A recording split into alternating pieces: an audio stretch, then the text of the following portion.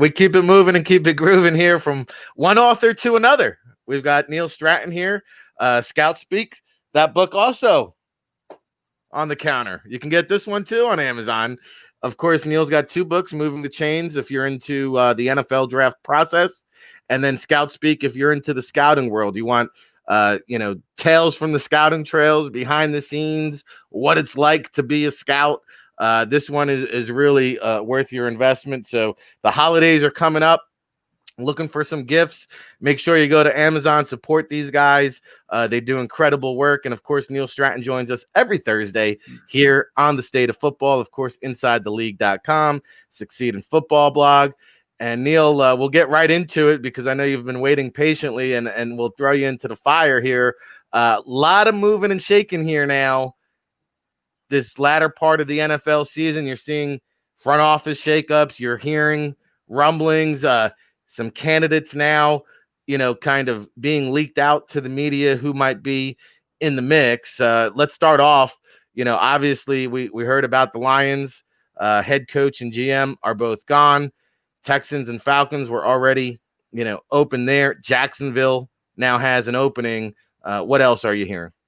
Well, hearing a lot, and I think you're seeing a lot in the media right now, a lot of jockeying, a lot of names that are kind of coming up. We're seeing search firms being engaged. To my knowledge, I think only the Texans so far have definitively hired a search firm. I'm not sure what direction the other three franchises will go, but there are a number of names. Obviously, I've kind of touched on those in the blog in the previous weeks. I've touched on those. We did a big piece, actually a 2-week series kind of this spring on some of the names, some of the bigger names, some of the names that are kind of off the radar. I'll be discussing those in the Succeed in Football blog this week. Also wanted to note, I really am humbled to follow a real author like Mr. Benedict. I assume that you're having me on, this means the check must have cleared. So I'm really glad that the mail's still functioning during these COVID times. As far as what exactly, the jobs themselves and the teams and the positions that the new GMs will be in when they get there, that's something we'll touch on tomorrow in the Friday wrap. And we have 3-4 franchises who have varying, they have a different quarterback situation. They obviously have a different coaching situation. Not all of them have let go of their coaches already and haven't kind of cleaned house. They have different structures of how their scouting organizations work. Their quarterbacks are on different contracts and that kind of thing. And so that's kind of what we'll look at tomorrow, these different franchises. I mean, I think, we did a bit of a survey about, I guess 4 or 5 weeks ago when the Falcons first let go of the GM and the head coach and asked several former GMs, what team do you feel like would be the most advantageous? Most of them came down on the side of the Falcons primarily because they admire the blank ownership. They like the way the team is run. They feel like it's a really distinguished franchise. Now that there are 4 openings, it'll be interesting to kind of look at those different 4 jobs and their varying characteristics and, kind of which ones might be the most favorable for winning immediately. We'll look at the last 3 records for each team, obviously, and a number of different factors that I think go into whoever comes in an interview and how they look at the team and whether it's going to be a cleaning house kind of situation or whether maybe just a few tweaks can get them back on track. Yeah, it's going to be interesting too. I think when you get to the interview process and the COVID world and how much will be done via Zoom, how much will be done in person. Obviously, you're investing a lot in these people. And you mentioned the search firms, and I believe I heard Detroit is also engaging with the search firm.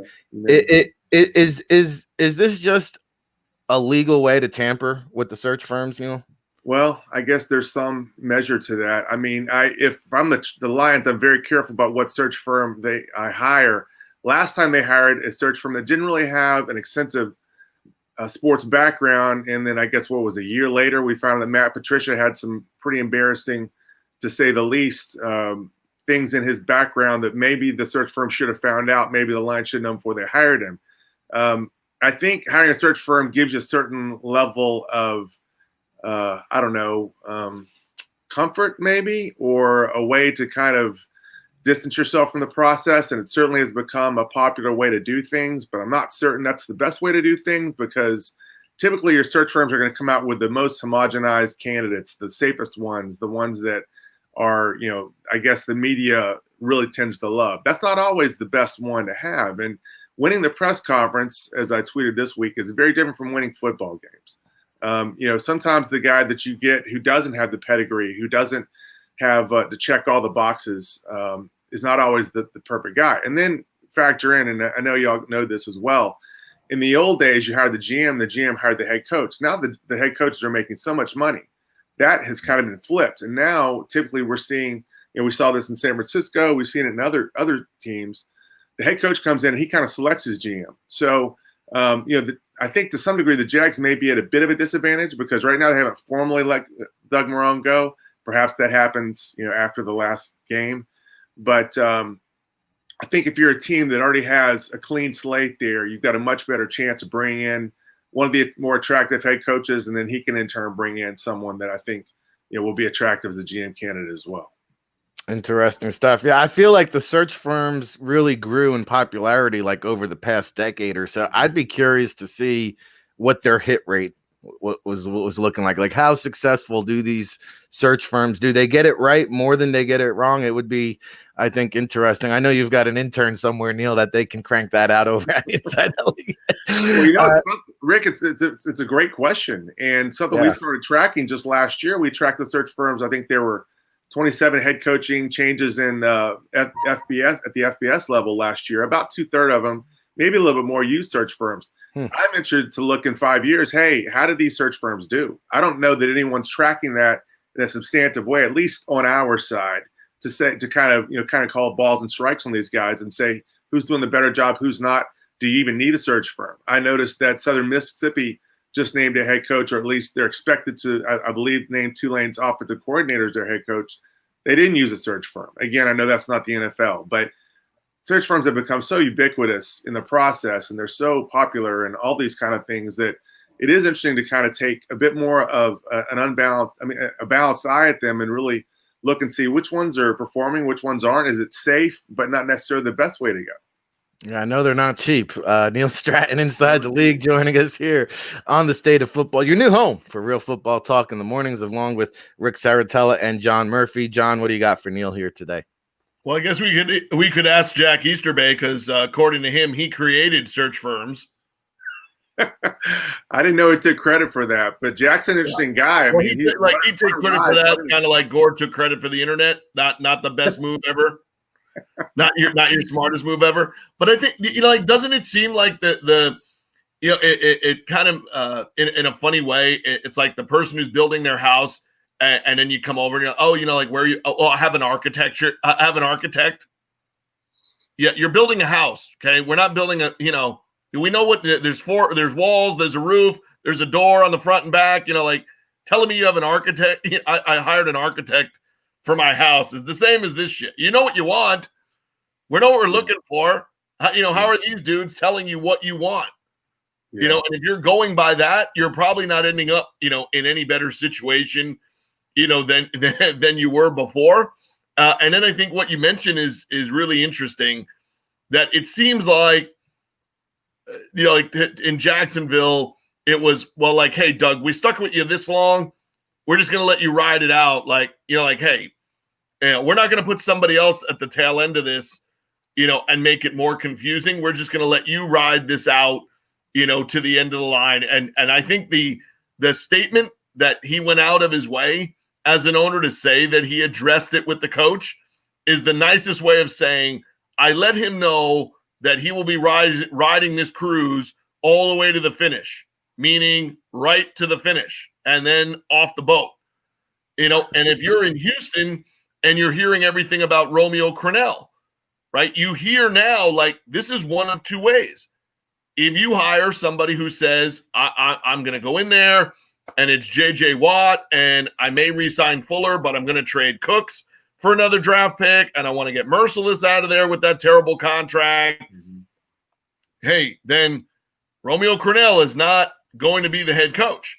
Mm-hmm. If you have somebody that comes in and says, hey, wait a minute, down the stretch, we were 4-3 and we had another game winnable there. And then in these last group of games, again, we went 3-2 and we split with the Colts, who were a playoff team. And here, look, the second half of the year, Deshaun Watson is a top 5 MVP candidate. Why don't we not do anything rash? Re-sign Fuller, make a couple of changes, and hey, we got a shot to win 9 or 10 games next year.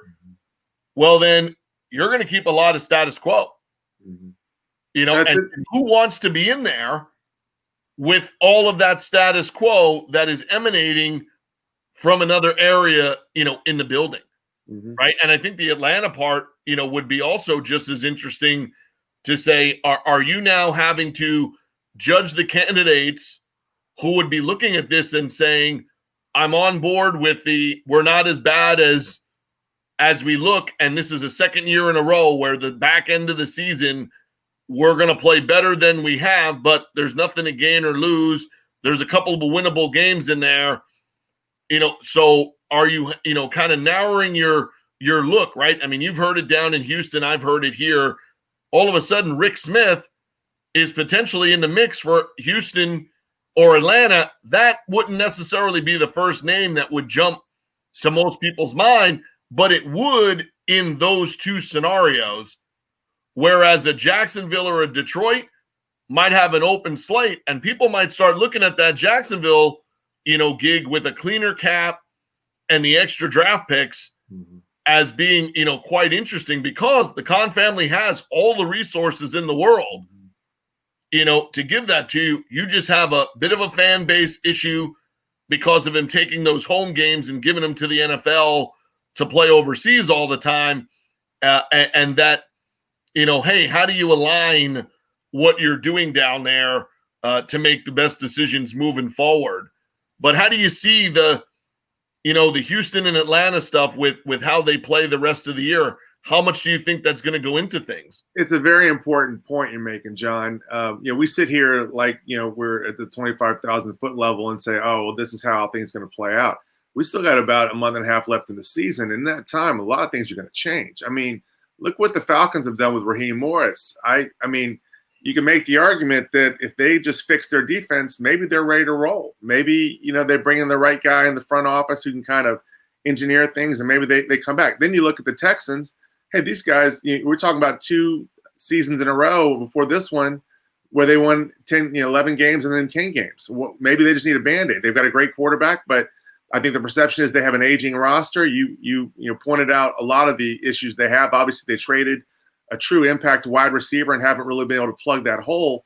You know, what happens the rest of the season has a lot to do with it. Obviously, you know, they had an incredibly tough first 4 weeks of the season. And to some degree, Belichick was judged on that. And not Belichick, O'Brien was judged on that. And, you know, now he's the ex-GM and head coach. We've got a lot to go. You know, Rick Smith can be floated. There'll be other names that are floated. I've seen other names, obviously Scott Fitter and Trent Kirshner out of Seattle, and those are worthy names. But the point is there's going to be a lot that comes up in the media. Having worked with these search firms to some degree, I know that the agencies really work strongly with them. And then the search firms, you know, it's kind of one hand washes the other. So on one hand, you hire a search firm because you kind of want to block some of the transparency. You want to have a way to kind of keep things in-house. But at the same time, the firms, the agencies who are strong with the media are also working with the search firms, and they can let, you know, any secret out that they want. They can create a campaign for anyone they want to.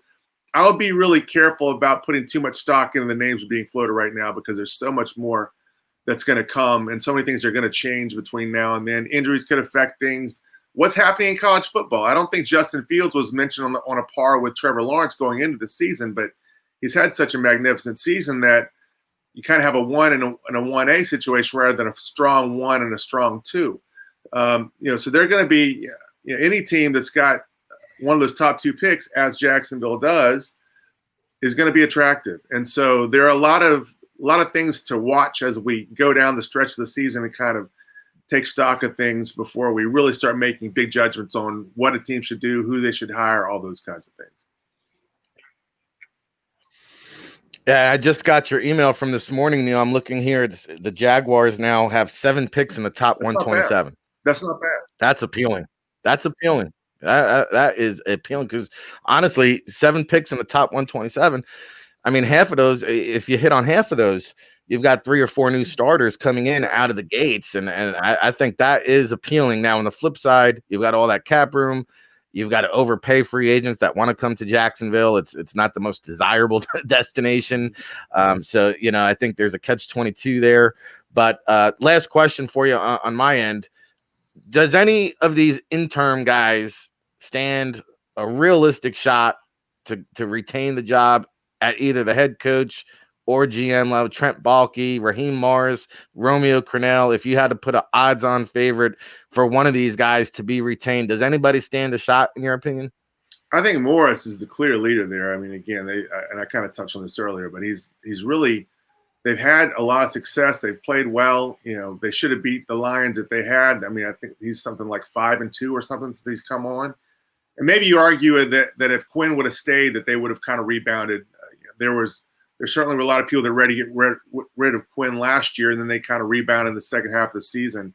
If this is a big week for the Falcons, if they beat the Saints this week, Raheem Morris has a pretty strong argument to stick around.